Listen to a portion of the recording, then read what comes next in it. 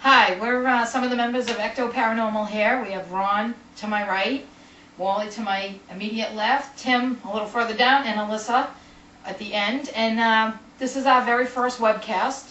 And today we're going to talk about some of the investigations we've gone on, some of the things that we didn't put in the write-ups that you might be interested in. Who'd like to start? I think we'll start with the one in Range. I mean, that was one we got incredible evidence. We had cameras placed. And we got to step in, but we had lights going on and off. When we could document actually where the switches. We could actually hear the switches going on and off when we knew nobody was there because we had done our pre-survey before that. We actually witnessed chandelier actually moving under its own power, where we actually not only videoed the chandelier, but some of us have felt a tremendous amount of energy in that, why that was going on, and we can talk about that in detail as we go through. Chandelier actually moved 2 different times. It actually moved at 2 different times, and there were several other things. We had the books that came out of the shelf. Over the course of 2 investigations. Over the course of 2 investigations, we brought a lot cradle of rocking by itself, a door shutting by itself. And in the one room that we actually talked to, there was a person who used to live there. Her name was Hazel, and we actually experienced her in that one room. And the room was very warm, and we actually asked Hazel if she was doing that, and she responded to myself and Audra both through dowsing. She gave us positive answers on that. And then when she did leave, we actually felt a brush. I think it was Ronnie hit me, and then Audra as her energy moved through the room, and it actually started cooling down. And I know, Wally, you had an experience with the door in that one room. Yeah, the door actually came out of my hand. That was a lot of energy But it was not only did it come out of your hand, but it was held by some type of door stopper. The door stopper was holding the door open. We walked through. Ronnie was behind me. He was the last one to come in, and as Ronnie started coming in, the door closed. Yeah, because I thought Wally was shutting the door on me. And as I was going towards the door was closed, and I'm like, wow, why did Wally close the door on me? And Wally was already gone. And then when we had the door back open again, that's when I noticed the door stopper. And then when I tried to close the door, you could actually hear... When you closed the door, you could hear the door stopper scraping along the ground. You couldn't even move the door like an inch with that door stopper inside the... And plus, without using the door stopper, the floor actually...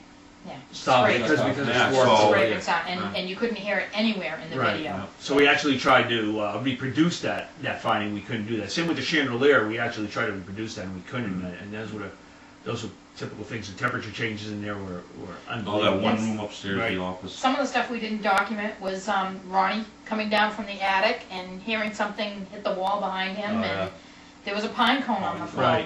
Where did that come from? Yeah. You know, and Alyssa experienced a burning sensation on her shoulder, and we established that the gentleman who lived there was a pipe smoker, and actually when she said she felt the burning, I took her in the bathroom and I checked her back, and she had a red mark. And I think it was evident because we also smelled We that. smelled, that's right. I said it smells like someone's smoking in here. Well, what about when the first time we went to Range? When we first ever went there, we all went in, and everybody had the same thing. Everybody felt sick, and we all had to go outside. When we first went in there. The phone calls. But I think what the phone rang a couple times in the middle of the night, and it was about 1:30 or something when the phone rang. And then didn't you pick it up one time and then nobody was there? But I think what's interesting in the Range thing is what we verified is people have been working in there for years and years, and they've talked about footsteps, and they smelt the smoke of Pop Allen and all these typical things. So by us going in there with the cameras set up and things, and what we've experienced just verified what many other people have been saying right along. And I mean, when particularly like the door or the chandelier or the temperature changes, these things we all try to reproduce on our own again, and we had very difficult time. In fact, we couldn't really reproduce the temperature changes and the type of things. And we've had things that we found that we were able to debunk, and you know, it's part of the deal. We try and figure out what we can stop from, oh well, that's not, we saw a reflection in a picture, and it looked like a face, but when I took the picture again when we got there, it was just actually the way the picture was. So that was a perfect way to debunk something right there. The cameras shaking that were up on the big Yep, wardrobe. yep. We tried to go in and shake the Yes. floor everywhere, and we couldn't get that same. That was a good one because they questioned us on that and Right, where the right. camera was, and we actually Yeah, jumped yeah. up and down in there. And the building is old, but it's not collapsing. But that wasn't even attached to the floor. That was attached to the wall. Right. Right. So we we couldn't. we That couldn't- wouldn't even move. We couldn't do that, right? Yeah. So that was the same room where the chandelier was in. There was Yep. tremendous energy in that room. And we also had EMF detectors going off by that one wall, and we did find that it was an electrical interference to our investigation. So anything that we could debug, we debugged it right away in Ringe and did whatever we possibly could. You know, there was a point while you guys were upstairs, when all the books fell off the bookshelf. Alyssa and I were downstairs probably for about an hour by ourselves, and it must have been 8 times.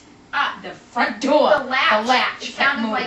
like someone was trying to someone like was jiggle the there. handle or And something. I and got the up latch to check every time. kept And every time there was Yeah. nobody there, and you guys, we knew you were in the back of the house, so it wasn't you guys walking Oh, was above. it the Yeah, door? it was We the could hear front you door, guys. And those right are- next to the door, right next to the door that Right. closed on you. It was Yeah. that door. Yeah. Kept, And those were items that have been documented or people have been talked about in there before. Footsteps, doors moving, latches moving before. So it's not that's Right, happening there. right. Many people have seen I it. found that to be quite a place. I found it to be quite a place. My biggest experience in there is when the chandelier started going. When I started dowsing, the energy was so intense. I think Wally, you were standing by me Yep. when you went back in there, and I had to actually leave and step out in the hallway and came back in. I could still feel it. And the dowsing rods were moving around and all kinds of crazy things. And I think your EMF detector running was going off. Yeah, it was. You know, so I mean, that was really something.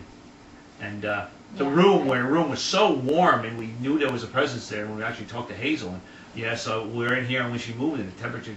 I mean, we had some See, really I got good that. connections there. That was like a knock on my back. Remember, I walked out of the room. Mhm. It's like something was telling me to turn around. Remember, you were just walking. Yeah, yeah. Actually, I ran into You you. ran into me. We're going back in that room. Yeah. And then as soon as I turned around, the chandelier's going. That's when I split That's Ronnie. when That was tremendous That's evidence. the video on the website you can actually look at. So Yeah, Take a that was look at great. it. So I mean, if you looked at range between the two of them that we had the chandelier moving on us. Where we all felt the energy, and in videos we had books coming. I mean, those books. Three of us were walking there, and those books literally. Oh, just there came was right out of another there. thing too that we forgot is that remember when Wally came out and says, now we walked through that room a lot of times and we could see, clear. Then all of a sudden we turned around and Wally came back and goes, wow, how come this room looks like it's. no, the Cloudy hallway. and The everything. hallway Remember was all that? densely fogged. And then all of a sudden when we were talking, it was like you could see a little bit of breath coming out. So Yeah. there was something And then There was the- something the in there. upstairs upstairs hallway EMF going into the office. Yep. in the office room, and I laid the recorder on the table. Remember after I Yep. put my hand away, it just started vibrating. Oh yeah. Yeah. And I grabbed it Yep. to stop it. Remember, I was like, That place is interesting. There's some theory on that. There's been several different people that have lived there, and over the history, the one was a doctor's office. So there were children treated there for diseases and death, and the one room where the chandelier was actually was called a wake room. In fact, you saw the dresses that were there. They actually had wakes in that room where they would set up back in the 1800s. So between that and the doctor's office, I mean, you had a lot of maybe suffering or that type of stuff in there.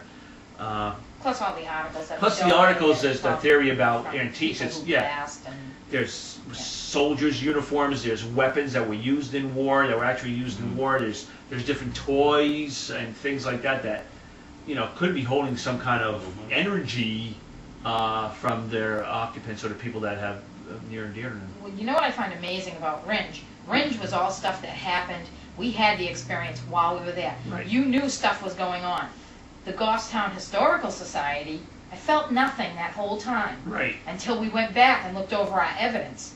That's when we had some really bright glowing orbs. We had the black, mist going across pictures. Which is a real interesting picture. There was It's some unexplainable. EVPs. There was a picture with a face in the window, which Oh, no one, I don't know if anyone felt like I did, but I felt nothing there. No, I didn't felt feel nothing. a lot. I mean, you and I were walking around dowsing all night, and I got a little bit, but no kind of response like at range. I don't even did you douse, but you could actually feel the energy. There was nothing. It was like Yeah, this. there was nothing really. I mean, and like Eastern State Penitentiary. Right. I felt stuff there. Mhm. At Yes. times, but I expected. I think Alyssa said Yeah. it. I for the history and everything that you hear about that place. I expected, I don't know, I guess a lot more to be happening. Like, yeah, most of when it was, yeah. was personal stuff that happened. But not just that. I mean, just like on feelings alone too. Yeah. Like when I walked in there, I expected to be like really intimidated by it and like, you know, like be a little bit scared, maybe even walking through the hallways and stuff. But I don't know. I was fine. Not like me. Through They'll there. like okay. We caught the thing on the DVR unit. We caught that one Right. light orb.